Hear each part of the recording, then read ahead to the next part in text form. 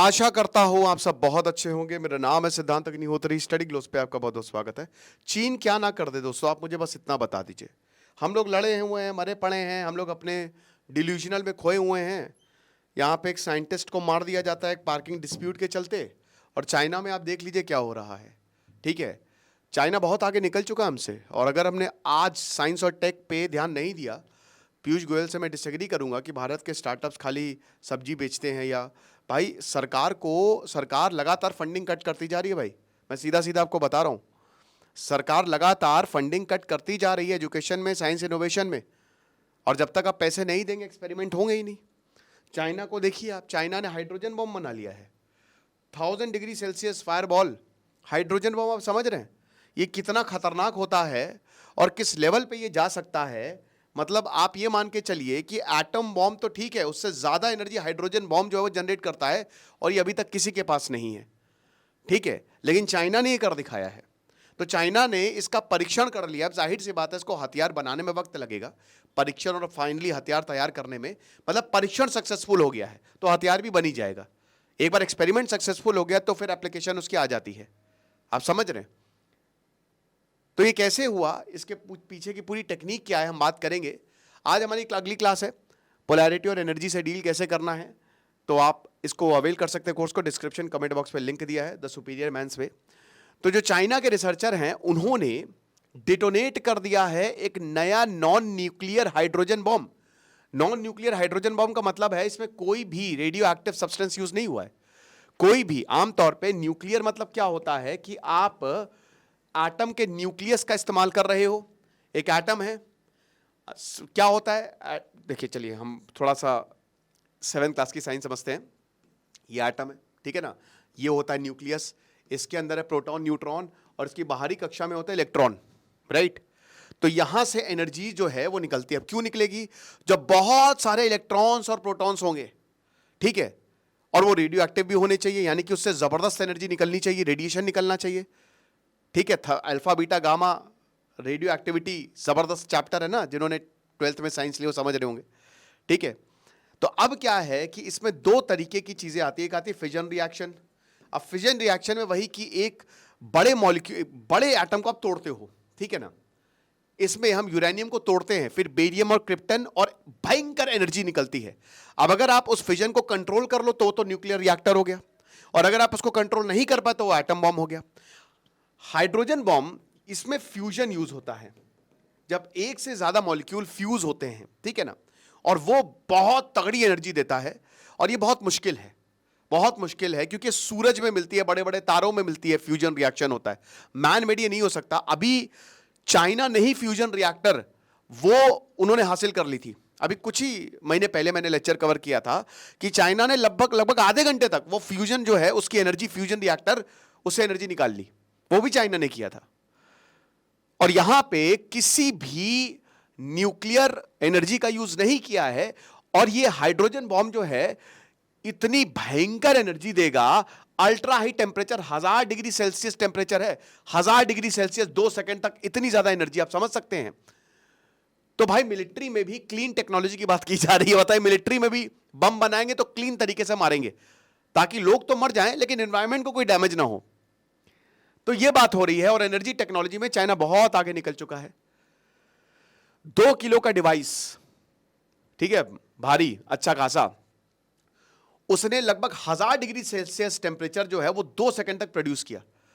अब ये जो ट्राई नाइट्रो टल्यूइन होता है ना, ठीक है, इस तरीके से उसका स्ट्रक्चर होता है। ट्राई नाइट्रो टल्यूइन, इधर NO2 होता है ना, इधर CH3 होता है ना, शायद मैं भूल गया हूं। तो इससे जो सबसे ज्यादा TNT ब्लास्ट होते हैं, माइन वाइन में होते हैं, तो 15 गुना ज्यादा जो है वो TNT ब्लास्ट से ज्यादा, मतलब 15 गुना ज्यादा, ये इतना ज्यादा एफिशिएंट है ये चीज है। और मैग्नीशियम हाइड्राइड का इसमें यूज किया गया है। मैग्नीशियम हाइड्राइड क्या होता है? सिल्वर पाउडर होता है। एक्चुअली हाइड्रोजन बहुत एबंडेंट है, लेकिन आप उसका यूज कैसे करेंगे?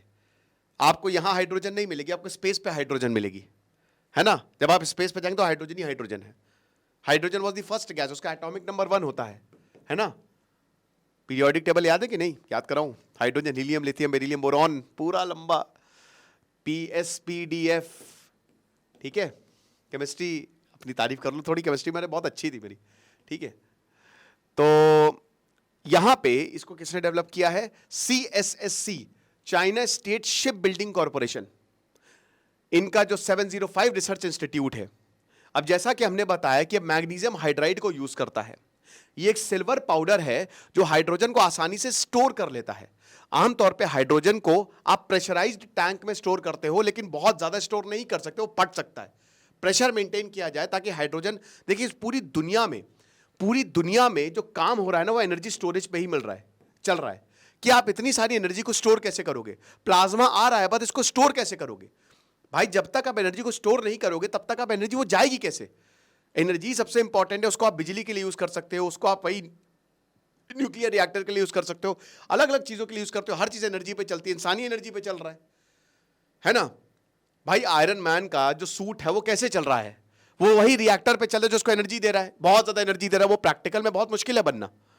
लेकिन यहां पे क्या हो रहा है कि ये प्रेशराइज्ड टैंक की बजाय इन्होंने मैग्नीशियम हाइड्राइड का यूज किया है, जिसने आसानी से हाइड्रोजन को क्या किया? स्टोर कर लिया।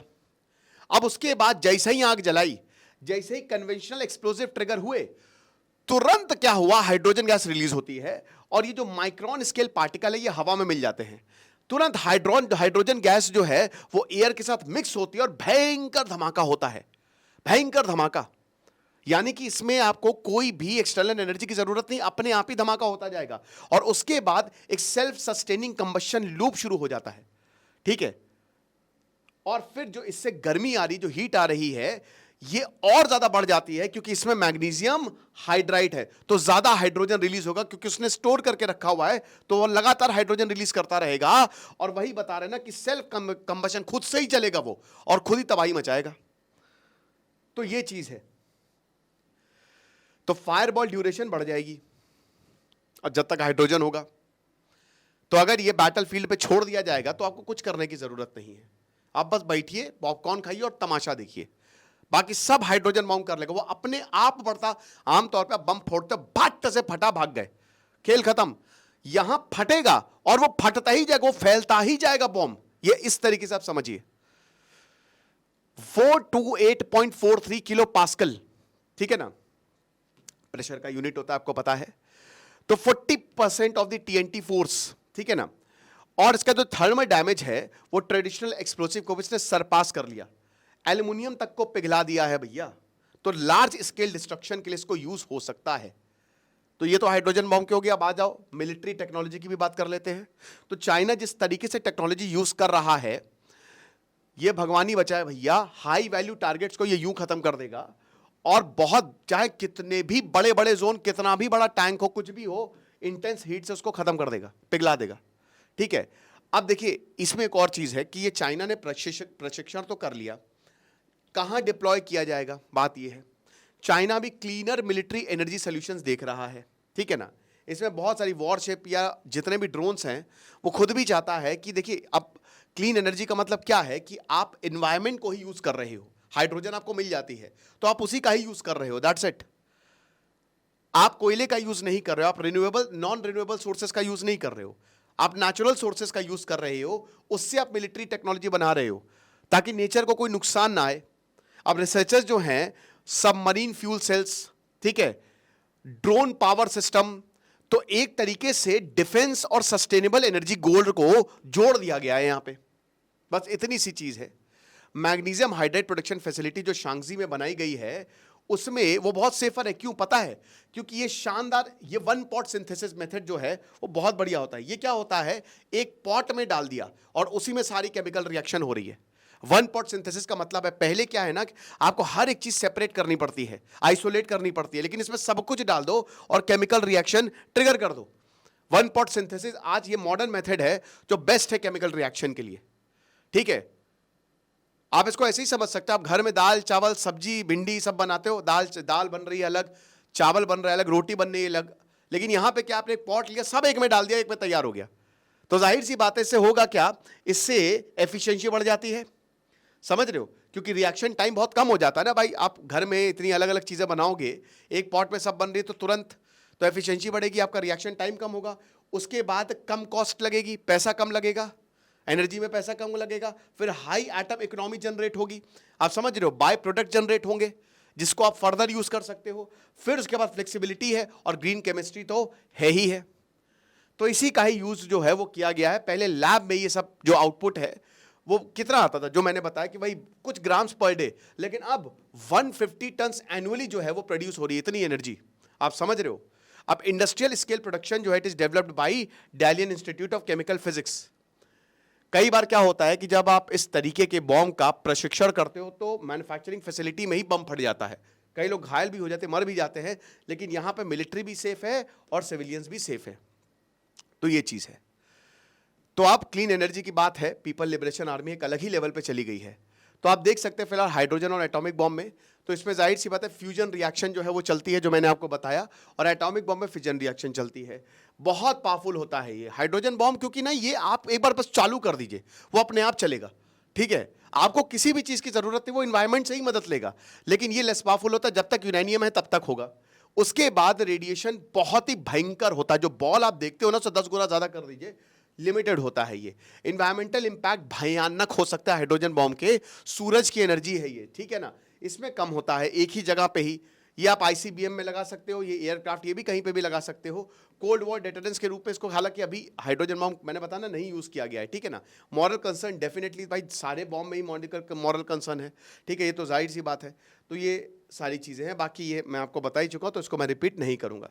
आपको क्या लगता है मुझे कमेंट बॉक्स में बताइएगा। फिलहाल आपके अंदर भी हाइड्रोजन बॉम्ब फट सकता है, तो डिस्क्रिप्शन कमेंट बॉक्स में कोर्स का लिंक है। आज नेक्स्ट क्लास होगी। खुश रहिए, पढ़ते रहिए। दिस इज सिद्धांत अग्निहोत्री साइनिंग ऑफ।